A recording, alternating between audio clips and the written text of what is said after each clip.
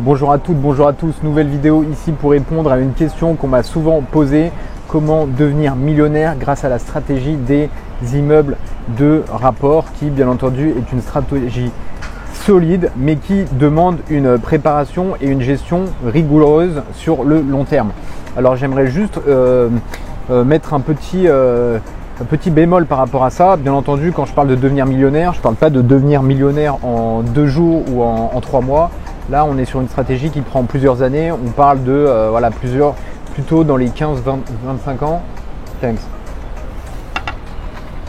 Une stratégie qui est plutôt orientée sur le facteur temps et qui va prendre, j'ai envie de dire, d'un niveau standard en général plutôt 25 ans. Pourquoi? Parce que quand on prend un crédit, on est sur un crédit qui est en général sur du 22, 25 ans, voire du 20 ans. Donc, quels sont les prérequis par rapport à ça? Parce que bien entendu, il y a des prérequis et tout le monde ne peut pas se lancer sur des stratégies d'immeubles de rapport comme ça. Au niveau des prérequis, donc il y en a un qui est très important, c'est la situation financière. Il faut avoir une situation financière saine. Par situation financière, c'est quoi? C'est tout simplement avoir des revenus et avoir la capacité de épargner à chaque fin du mois. C'est-à-dire que quand on fait le delta entre les entrées d'argent et les sorties d'argent, à la fin, il nous reste il reste des choses sur le compte. Grosso modo, il y a plus d'entrées que de sorties. Ensuite, il y a la partie, on va dire, carrière professionnelle. Est-ce que tu as un job ou pas? Si tu n'as pas de job mais que tu es sur le point ou que tu es en cours d'études pour te former et être sur le point d'avoir un job qui est, on va dire, demandé sur le marché du travail. Je te donne un exemple. Tu es en finance de marché, tu es en informatique, en IT, tu fais des études pour devenir data scientist ou dans l'intelligence artificielle. Voilà, on sait que c'est des jobs qui seront demandés sur l'avenir. Donc, même si tu n'as pas de job de CDI, il y aura possibilité de te faire financer via un sponsor ou même, par exemple, moi j'ai déjà vu des gens en école d'ingénieur ou de commerce se faire financer via des crédits étudiants pour investir dans de l'immobilier via des studios, etc. Bon, après ça va dépendre du risque, de la gestion de risque de chacun. Et ensuite, j'ai envie de dire, il y a un autre point, c'est la partie sponsoring également. Donc, s'il y a des gens qui n'ont pas d'emploi, qui sont en études et qui n'ont pas envie de faire un crédit immobilier, il y a là toujours la partie sponsoring, d'investir via un parent ou avec des parents, via soit créer une entreprise ou demander de l'argent à ses parents. Moi, j'ai déjà vu des gens. À l'époque, je crois que c'était en bac+2, il y avait une personne dans ma classe, donc Morgane, qui avait investi dans un appartement à Versailles avec son père alors qu'il n'avait pas fait de prêt immobilier. Et bien entendu, aspect très important, c'est les savings, donc l'épargne. Donc c'est important de faire en sorte d'avoir de l'épargne, c'est-à-dire de travailler, job d'été ou pas, de mettre sur le compte. Comme ça, lorsque tu vas faire un prêt au niveau de la banque verra que tu sais gérer un compte bancaire. Parce qu'apparemment, il y a plein de gens qui ne savent pas gérer un compte bancaire et c'est important de montrer à la banque dès le plus jeune âge la capacité de gérer un compte bancaire, c'est-à-dire même si tu gagnes un petit salaire, d'avoir la capacité de maîtriser ses dépenses pour avoir toujours de l'épargne qui va s'accumuler sur le compte. Donc là, c'est vrai que je parle de millionnaire, les gens vont dire oui, le million pour qui il se prend, etc. Bon, ce qu'il faut savoir, c'est que le million d'aujourd'hui n'est pas le million d'il y a 20, 30, 50 ou 100 ans de par l'inflation. Donc aujourd'hui, il est beaucoup plus facile de faire 1 million d'euros que à l'époque d'il y a 100 ou 200 ans de faire 1 million de dollars. Si on prend un peu de recul, là j'ai quelques statistiques au niveau des 10 villes où il y a le plus de millionnaires en fait par habitant. Et en fait, ce qu'il faut savoir, alors comment j'ai calculé ça, c'est très simple. On prend une ville, on prend la population totale de la ville, on prend le nombre de millionnaires dans cette ville et on a le nombre de millionnaires par habitant. Donc si je prends le top 10, on a New York, San Francisco, Tokyo, Singapour, Paris / Île-de-France, Londres, Sydney, Hong Kong, Beijing et Shanghai. Ce qu'il faut savoir, c'est qu'il y a quand même 3 villes en Chine et on a 2 villes aux États-Unis, donc New York et San Francisco, sachant que si je vais dans le top 20 voire dans le top 30, il y a beaucoup de villes en Chine et il y a beaucoup de villes aux États-Unis, notamment Chicago, Miami, etc. Donc je prends l'exemple New York, on a 8,4 millions d'habitants. Sur les 8,4 millions d'habitants, on a 340 millionnaires, ce qui fait 1 millionnaire tous les 24,7 habitants. À San Francisco, on a 1 millionnaire tous les 25 habitants. À Tokyo, on a 1 millionnaire tous les 125 habitants. À Paris, on a un millionnaire tous les 74 habitants. À Londres, on a un millionnaire tous les 40 habitants. À Sydney, on a un millionnaire tous les 36 habitants. À Hong Kong, on a un millionnaire tous les 52 habitants. À Beijing, on a un millionnaire tous les 171 habitants. Et à Shanghai, on a un millionnaire tous les 196 habitants. Donc là, par exemple, je suis à Hong Kong. Je vois qu'il y a des gens autour de la piscine derrière moi. Alors je ne sais pas s'il y a 52 personnes, mais si c'était le cas, j'aurais pu dire, bon, bah, sur les 52 personnes, il y a potentiellement un millionnaire dans le groupe. Voilà, donc encore une fois, ces statistiques. Alors ce qu'il faut savoir, c'est que là, c'est des statistiques sur le nombre de millionnaires.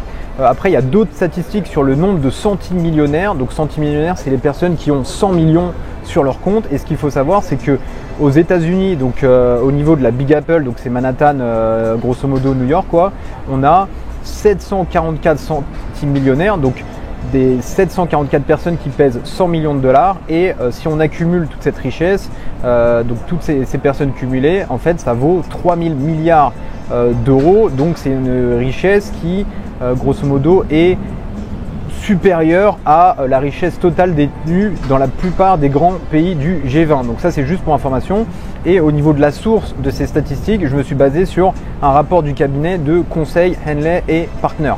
Voilà, bon, je clôture la partie millionnaire par habitant. En fait, pourquoi je voulais venir à ça, c'est que voilà, les gens peuvent dire oui, les millionnaires, voilà, l'argent c'est sale, etc.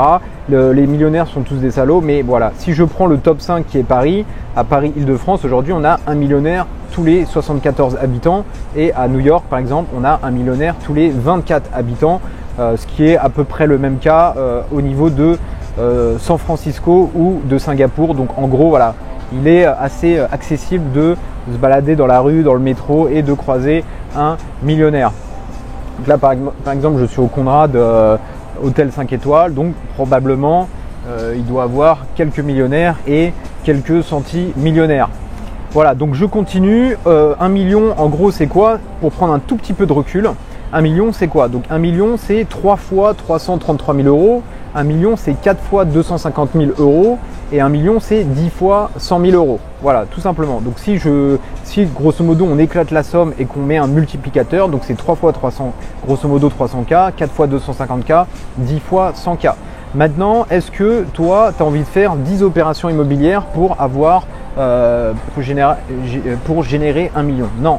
Tu as envie d'optimiser, on va dire, ton process et tu as plutôt envie de faire 3 opérations de 300K ou 4 opérations de 250K via un levier bancaire de la banque pour accumuler 1 million d'euros. Et en gros, ça va être la stratégie. Donc, si tu pars sur une stratégie d'un immeuble avec une rentabilité à 10% minimum, pourquoi 10%? Parce que 10% brut, ça va te permettre de payer les charges, les taxes foncières, tout ce qui est charges de maintenance, etc. Et en gros, ça va te permettre de maintenir un bien tout en payant les charges sans taper dans ton épargne personnelle. En fait, c'est le fonds de roulement du bien immobilier qui va te permettre de gérer le cycle de vie du bien et d'accumuler en fait ce million. Donc, je vais prendre 3 scénarios. Donc, acquisition de immeubles avec 10% de rentabilité, avec toujours 3 immeubles. Pourquoi 3? Parce que voilà, moi je suis feignant, j'ai pas envie de partir sur 4 opérations ou 10 opérations qui nécessitent quand même plus d'efforts. Donc, si je pars sur un premier scénario à taux bas, donc avec 0 apport sur les 3 opérations. Donc c'est toujours possible. Il y en a qui vont dire c'est pas possible d'emprunter à 0 apport, etc. Je peux te dire que c'est possible et c'est même beaucoup plus facile lors de la première opération. Donc si tu achètes ton premier bien à 333 000 euros à 0 apport, grosso modo, tu arrives à acquérir un bien de 300K avec 0 euros sur la table. Ensuite, ton bien est rentable, tu pars sur une deuxième opération à 333 000 avec toujours 0 apport. Et finalement, tu vas partir sur une troisième opération à 333 000 avec 0 apport. Bien entendu, entre les 3 acquisitions, il y a un délai de temps. Ça ne va pas se faire en 3 jours, à part si tu pars sur une triplette dès le départ, ce qui est tout à fait possible. Mais là, voilà, on part sur scénario acquisition de 3 immeubles 0%. Quel est le résultat? Donc le résultat, c'est que tu as réussi à accumuler un patrimoine de 1 million d'euros avec 0 euros d'apport. Premier scénario. Deuxième scénario, on va dire que c'est un peu plus compliqué. Voilà, au Conseil pour la stabilité financière, crise, etc. Les banques serrent un peu la vis et elles demandent de l'apport. En général, sur le premier bien immobilier, si tu n'as jamais eu de crédit immobilier, il est tout à fait possible d'acquérir un bien immobilier toujours avec le 0 apport. Donc ça, c'est sur le premier bien. Donc, achat du premier bien immobilier, toujours 333 000 €. Tu mets 0 apport. Ensuite, tu pars sur une deuxième opération. Là, la banque te dit, pas de problème, on vous finance. Par contre, il faut mettre 20% d'apport. Pas de problème. Donc là, tu vas injecter 66 000 € dans la transaction. Et ensuite, sur une troisième opération un peu plus tard, tu vas encore une fois injecter 66 000 € et pour un total de 66 x 2, donc pour l'opération numéro 2 et l'opération numéro 3, ce qui te donne un total pour 3 opérations, donc 0 apport, 66K, 66K, d'un total de 133 000 € 200 pour avoir levé un total d'1 million d'euros. Donc en gros, tu mets 133 000 € sur la table, tu lèves 1 million d'euros pour 3 opérations rentables. C'est plutôt intéressant. Donc grosso modo, pour 100 000, tu arrives à lever pratiquement 10 fois plus. Et là, donc ça c'est le scénario, on va dire 2 avec 20% d'apport. Et là, je pars sur un scénario un peu plus agressif avec un apport à partir de la deuxième opération de 30%. Donc ce qui va se passer, c'est quoi? Première opération, 333 000 €, tu mets 0 € sur la table parce que la banque ne te demande pas d'apport. Bien entendu, il faut que tu aies un dossier solide, carré, que tu puisses présenter ton business plan immobilier. Ensuite, sur la deuxième opération immobilière, tu vas mettre 99 000 €, donc soit 30% de 333 000 €. Et sur la troisième opération, tu vas mettre encore une fois 30%, ce qui équivaut à 99 000 €. Quel est le résultat de ça? Tu vas acquérir un patrimoine immobilier d'une valeur de 1 million d'euros qui est rentable, qui va s'autofinancer, qui va s'auto-payer sur 20/25 ans et pour avoir mis en fait sur la table que 199 800 €. Donc pour 199 800 €, grosso modo, tu arrives à lever 5 fois plus que ce que tu as mis sur la table, donc c'est pas mal. Donc que se passe-t-il au bout des 25 ans? Tu es millionnaire et tu as un patrimoine immobilier d'1 million d'euros sans prendre en compte la plus-value immobilière et sans prendre en compte le cash flow qui a été accumulé, parce que là dans cette photographie je prends uniquement le remboursement de capital qui lui est effectué par les locataires et je n'ai même pas pris en compte le cash flow qui lui est généré, que tu vas pouvoir réinjecter dans d'autres placements plus agressifs, type stock, ETF, etc., qui vont pouvoir te générer 10, 14, peut-être même 20% de return sur ton portefeuille. J'ai même envie de te dire par an, parce que là j'avais fait un test et je vais encore mettre une vidéo où j'avais investi dans des ETF en début d'année et je suis déjà à 30%. Et l'année n'est même pas terminée et c'était un pari que j'avais fait avant les élections présidentielles qui arrivent au mois de novembre. Donc grosso modo, pour la faire simple, 3 scénarios. Donc dossier solide, 0 apport, tu lèves 1 million. Dossier un peu plus challenging, tu mets 20% d'apport sur l'opération 2, 3, tu lèves 1 million pour 133K € mis sur la table d'apport. Sachant que l'apport, il y a toujours des négociations pour ne pas les consommer dans le crédit et pour les utiliser dans d'autres placements annexes qui eux vont générer du retour sur investissement. Et enfin, scénario numéro 3, qui vont te demander donc un apport de 30% sur l'opération numéro 2 et numéro 3 pour une mise de 199K pour lever 1 million sur total sur ces 3 opérations. Donc grosso modo, j'ai envie de dire, meilleur scénario, tu mets 0, scénario intéressant, j'ai envie de dire quand même 133 000 sur la table, tu lèves 1 million, et scénario bon, qui demande un peu plus d'efforts mais qui est toujours intéressant, 200K sur la table et tu lèves 1 million. Donc grosso modo, quelles sont également les stratégies pour rassurer les banques? La première, c'est d'acheter un immeuble qui est occupé. Pourquoi? Quand je dis occupé, c'est un immeuble qui est loué, qui apporte des revenus rentables et qui vont permettre non seulement de valider la validation géographique du potentiel locatif du bien et surtout de rassurer les banques en disant que en signant, toi tu vas avoir un bien immobilier qui a déjà été loué pendant 10-20 ans et en fait les banques vont être rassurées pour t'accompagner sur cette démarche. Moi personnellement j'ai fait ça sur les 2 derniers immeubles, j'arrive, je signe, dès que je suis propriétaire, changement de gestion, les loyers tombent immédiatement. Donc ça c'est plutôt pas mal, ça rassure très bien les banques. Ensuite, sachant que quand elles font un calcul différentiel, elles vont intégrer ces loyers dans la capacité de financement, donc ça c'est intéressant. Donc quels sont les avantages au niveau de la stratégie des immeubles? La première chose, c'est qu'on a une mutualisation des impayés sur plusieurs têtes de locataires. Donc je te donne un exemple, j'ai 6 locataires, j'ai 3 locataires qui ne payent pas, et c'est pas grave, j'ai 3 locataires qui eux vont payer et qui vont permettre de financer le bien immobilier. Ensuite, j'ai au niveau de l'inconvénient, j'ai quoi? J'ai en fait une concentration du risque au même endroit, c'est-à-dire qu'au niveau de la même adresse, j'ai une concentration du risque sur tous mes locataires en fonction du bien géographique. Je te donne un exemple, j'ai 6 locataires dans un immeuble qui se trouve à une adresse A. Demain, j'ai une inondation ou un séisme au niveau de cette géographie. En fait, tout mon risque va être impacté sur le même bien immobilier. C'est pour ça qu'il est intéressant de diversifier ces biens immobiliers sur des géographies qui sont différentes. Mais bon, ça c'est le pire des scénarios.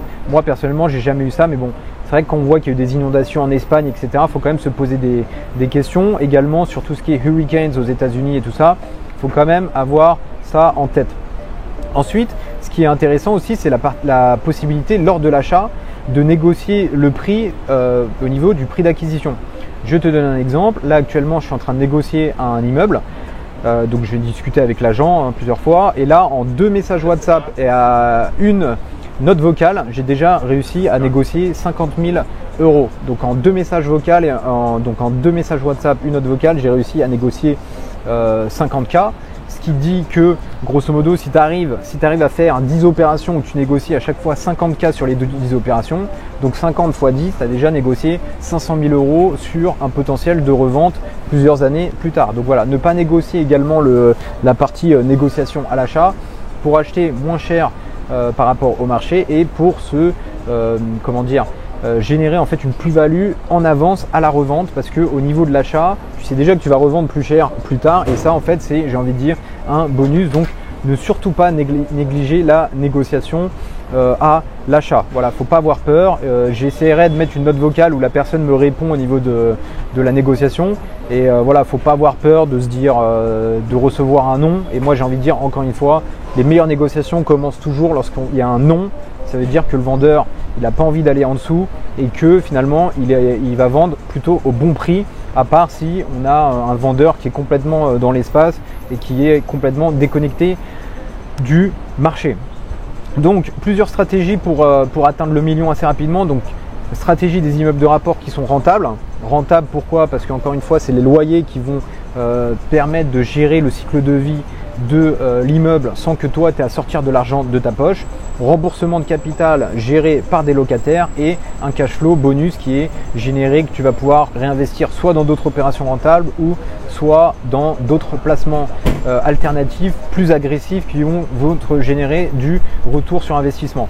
Ensuite, deuxième point très important, stratégie d'un immeuble à un prix négocié. Donc le prix négocié également, si tu as du temps et tu as envie d'aller dans le détail de la gestion, la négociation du prix va permettre de faire de la découpe au niveau de tes appartements et revendre tes appartements à la découpe pour générer une marge en fait, une marge. Après bien sûr la première année tu vas pas revendre tes 5 appartements découpés, sinon tu vas être retoqué en tant que marchand de biens, mais tu peux vendre chaque année un appartement qui a été découpé où tu vas réindexer le prix que toi tu as négocié pour encaisser ta plus-value. Donc la stratégie négocier et revendre à la découpe peut être intéressant. Et j'ai envie de dire la meilleure stratégie que moi je préfère, c'est la stratégie d'un immeuble rentable où tu as négocié le prix. Comme ça, non seulement tu es rentable, le cycle de vie est géré automatiquement, donc tu as 0 € à sortir de ta poche à la fin de chaque mois. Et comme tu as négocié le prix, tu sais très bien que quand tu vas revendre, c'est du cash qui va venir dans ton compte. Et ça, j'ai envie de dire, c'est extrêmement puissant et c'est un facteur à ne pas négliger. Donc 6 points, acquérir des immeubles bien entendu rentables, maximiser le cash flow, donc soit rénovation des appartements ou également des fois quand on achète un appartement où les loyers n'ont pas été réindexés parce que les propriétaires, voilà, souvent ils sont timides, réindexer ces loyers en fonction du marché en ayant bien entendu des appartements qui sont corrects permettent de maximiser le cash flow. Ensuite, bien entendu, effet de levier, c'est pour ça que l'effet de levier c'est quoi? C'est tu vas emprunter au maximum à la banque sans être le moins d'apport possible. C'est pour ça que dans mon premier scénario, il y avait les 3 biens immobiliers qui étaient financés à 100% avec 0 apport. Donc ça, c'est toujours une stratégie, sécuriser son apport pour mettre stratégiquement un apport sur l'opération immobilière la plus tardive possible. Ensuite, bien entendu, la défiscalisation et l'optimisation fiscale. Pourquoi? Parce que quand on a un bien immobilier, on génère du cash flow, c'est bien, on arrive à générer des loyers, on arrive à générer de l'argent, on arrive à générer du cash flow. Là, ce qui va être important, c'est de protéger cet argent pour pas que cet argent sorte dans des dépenses inutiles ou des dépenses qui soient mal optimisées, et notamment la partie fiscalité. Et ensuite, point numéro 5, réinvestissement du cash flow positif. Donc soit tu accumules et tu finances un bien immobilier qui va arriver, on va dire, encore une fois, le plus tardivement possible, ou soit tu prends cet argent, bon, tu la mets de côté si jamais il y a un pépin, mais après si tu es sécurisé, si tu es confiant au bout d'un mois ou deux, même d'un an ou deux, a priori, tu peux tout réinvestir dans des placements qui sont liquides, et s'il y a le moindre pépin, c'est pas grave, tu vends tes placements, c'est du liquide, donc tu peux repartir et te couvrir sur le problème financier que tu pourrais avoir. Et j'ai envie de dire, point numéro 6, très important, c'est la construction d'un réseau qui est géré efficacement. C'est quoi? C'est tu es en contact avec des agents immobiliers, tu es en contact avec des personnes qui sont dans l'immobilier, faut garder le contact avec eux, des contacts, messages WhatsApp, Telegram, Signal, pour que dès qu'ils ont une opération, ils pensent à toi en premier avant de diffuser ça sur des plateformes ou à d'autres personnes lambda. Moi, je sais que sur des biens immobiliers, j'ai des agents qui m'envoient des voice notes à moi alors que je suis à Hong Kong, alors qu'ils ont en contact avec des personnes dans leur ville. Mais voilà, ils savent que je suis sérieux et quand je me lance sur une opération, je vais jusqu'au bout, jusqu'à la signature. Donc c'est à toi également de montrer ton sérieux. Lorsque tu t'engages pour visiter un bien immobilier, vas-y, même si tu n'es pas plus intéressé que ça, j'ai envie de dire show up, t'y vas, tu les appelles, les gens ils se disent lui il est sérieux, il pense à toi, et dès qu'il y a un bien immobilier, ils reviendront vers toi. Donc si je rentre rapidement dans le détail des 6 points que j'ai évoqués, donc acquérir en fait des immeubles rentables. Donc 3 points par rapport à ça. Encore une fois, rechercher des zones où il y a une forte demande locative, donc cibler des villes secondaires. Pourquoi secondaires? Parce que si on est dans des villes, on va dire trop centrées comme Paris, Bordeaux, Lyon, en fait le prix au mètre carré il est déjà trop élevé, donc ça va être compliqué de trouver de la bonne rentabilité.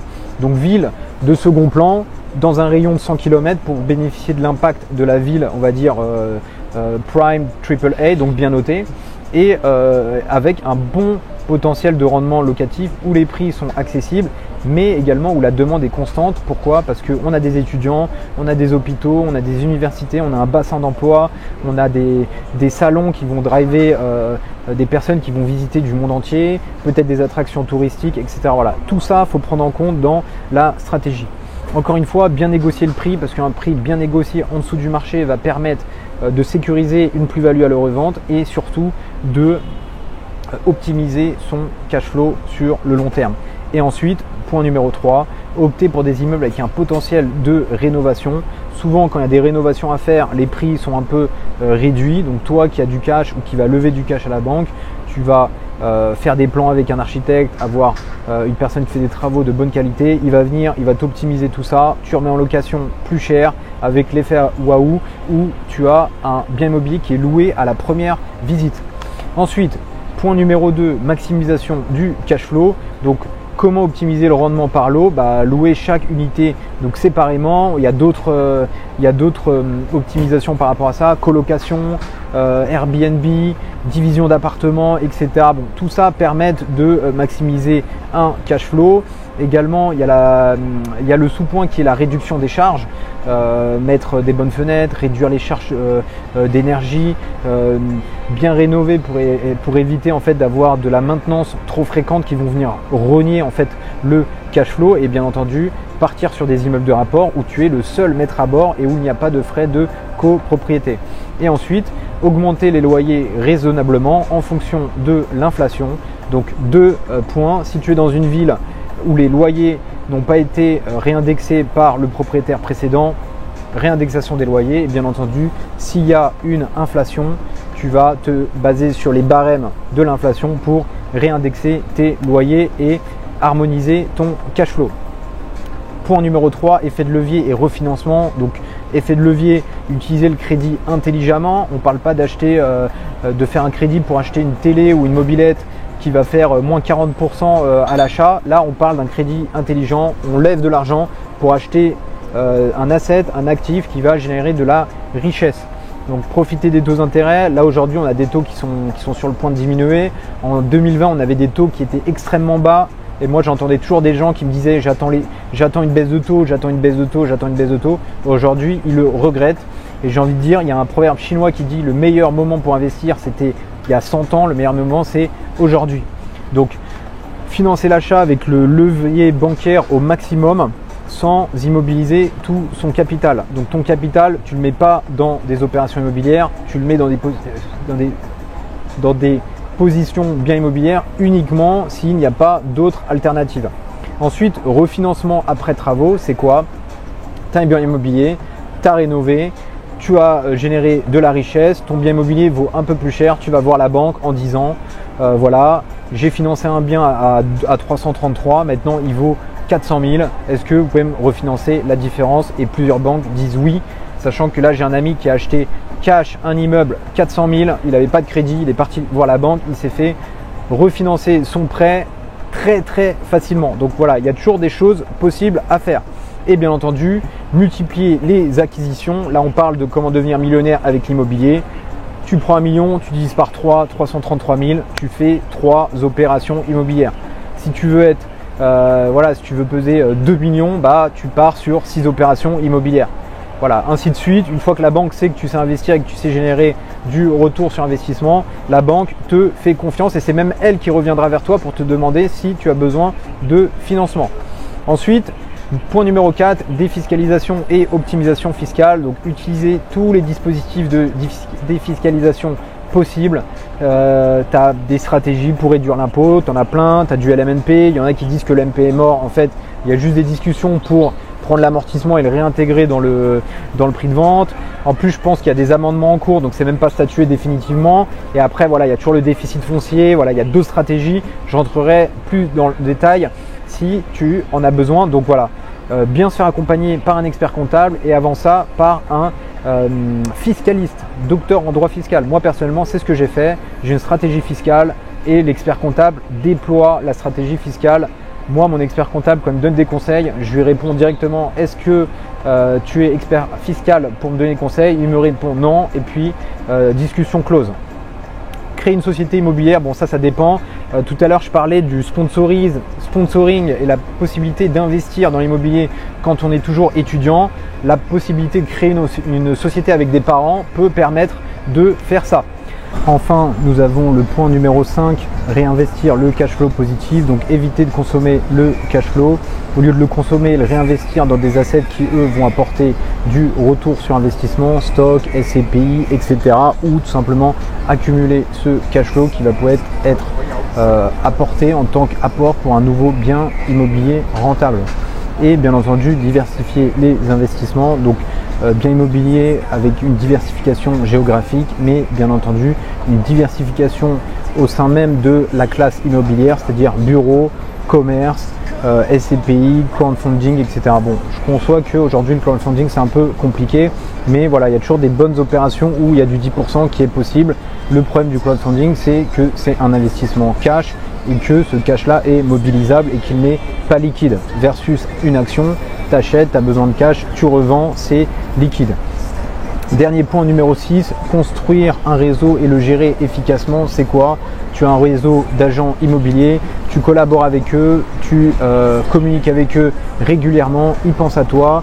Il faut être sérieux lorsqu'ils ont des visites, lorsqu'ils programment des appels avec toi. Il faut que tu sois sérieux et que tu show up pour qu'ils pensent à toi et que lorsqu'il y a des bons plans immobiliers, ils pensent à toi en première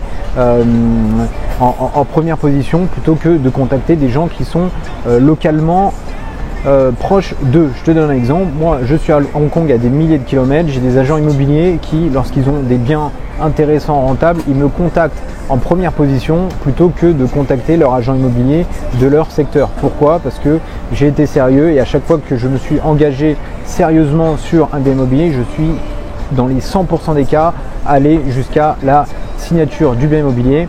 Et bien entendu, automatisation de la gestion locative. Quand tu veux répéter, enchaîner les opérations, il faut optimiser toutes ces petites tâches, ces petites actions qui te prennent du temps. Donc tu délègues gestion comptable, fiscale et tout ce qui est gestion des loyers, tu délègues ça à une agence sérieuse qui va en fait se charger d'encaisser, de discuter avec les locataires, etc. Et toi, tu te charges uniquement sur la valeur ajoutée de ces opérations, c'est-à-dire trouver les biens immobiliers, obtenir le financement et faire du cash pour atteindre le million. Voilà pour toutes ces informations. Comment devenir millionnaire avec l'immobilier, j'ai envie de dire c'est faisable. J'ai pas envie de dire c'est simple, mais c'est faisable. Il te faut des connaissances, te former et surtout l'aspect temps qui est non négligeable parce que souvent il y a des gens qui veulent gagner beaucoup d'argent très rapidement. Quel est l'impact de ça? Soit ils ne sont pas formés, soit ils prennent beaucoup de risques et ils perdent tout d'un coup. Moi je connais des gens qui ont fait des grandes écoles, centrales, polytechniques, les mines, etc. Et comme ils n'ont aucune connaissance financière, ils se font arnaquer par des scams à la chinoise, multi-level marketing, etc. Et alors qu'ils ont fait des bonnes écoles, qu'ils ont des diplômes solides et qu'ils ont des grosses carrières professionnelles, mais à côté, comme ils n'ont aucune connaissance financière, ils se font arnaquer comme, j'ai envie de dire, des bleus. Voilà, donc n'hésite pas, encore une fois, si tu as aimé cette vidéo, n'hésite pas à t'abonner à la chaîne, à liker cette vidéo, à mettre des commentaires. Encore une fois, moi je lis tous les commentaires et je réponds à tous les commentaires. Et encore une fois, il faut qu'on puisse faire monter cette chaîne, plus d'abonnés, des likes, monter en visibilité pour qu'on puisse être la chaîne, on va dire grosso modo immobilier, finance, business pour les expatriés. Alors je compte sur toi et je te donne rendez-vous dans la prochaine vidéo. Merci.